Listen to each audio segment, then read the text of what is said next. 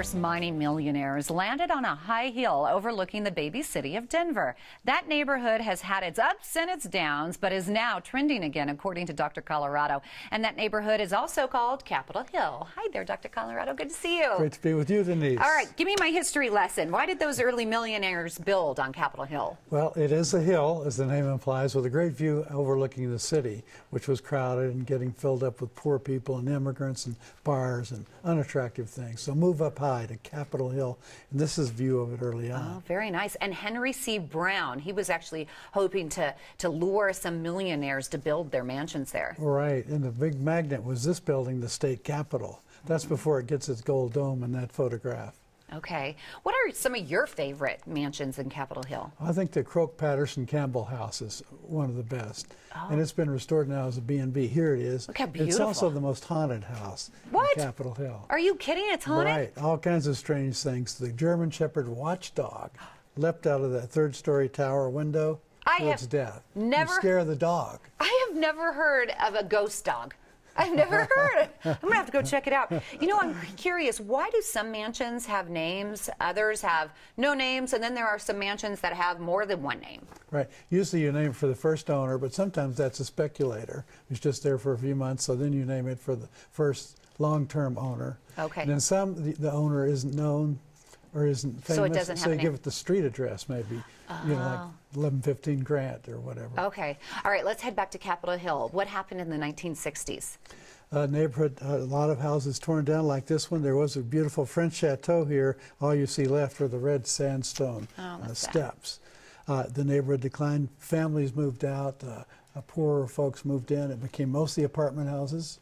How bad did it actually get in Capitol Hill? It got so bad that Sid King had a revolving girl in front of his strip joint on Colfax. There What? she is. She just spins on top? Yes. That's so gross. To catch your eye. I Ew. saw Did they mouse take in it there. down? Is it still there? Yeah, Okay. It's got, yeah, it's now the Irish Snug is in that building. When I think of spinning girls, I think of my little jewelry box I opened up and the little ballerina, and she's so classy, and now you guys have changed all that in my mind.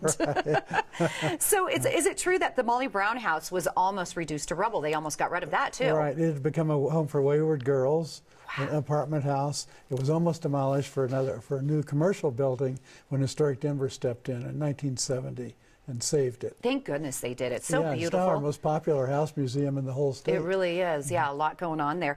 What about Grant Humphries' mansion? What's the story on that? Well, that's one of the most imposing, one of the largest lots in Capitol Hill. That's the extreme southwest corner overlooking the city.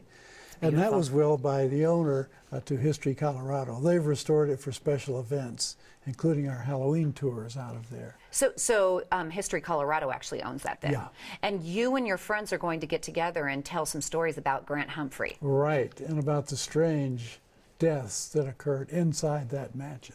How many people died?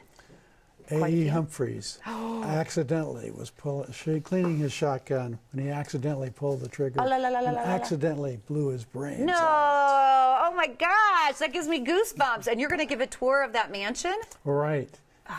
And look for his ghost. Okay, do we get a tour of the entire thing as you tell us the ghost stories? Right. Ooh, how do we get tickets? You go to History Colorado, and it's going to show here on the screen in a minute. Okay. Phone them in and make a reservation. Okay, I'll give that detail. Have you ever seen a ghost?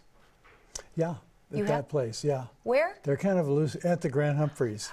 And I could swear I saw Albert E. Humphries himself. Are you lying? Minus most of his brains. It was pretty gruesome. You are so mean to me. This is not fit for family television. You are so mean to me. One time he had me believing there was really something called a jackalope.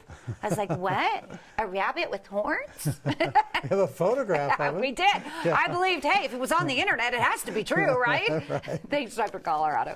You can join this crazy guy, Dr. Colorado, and other scary storytellers at History Colorado's Capitol Hill's Spooky Side Ghost Stories at the Grant Humphries Mansion on Wednesday, October 26th from 5:30 to 9 p.m.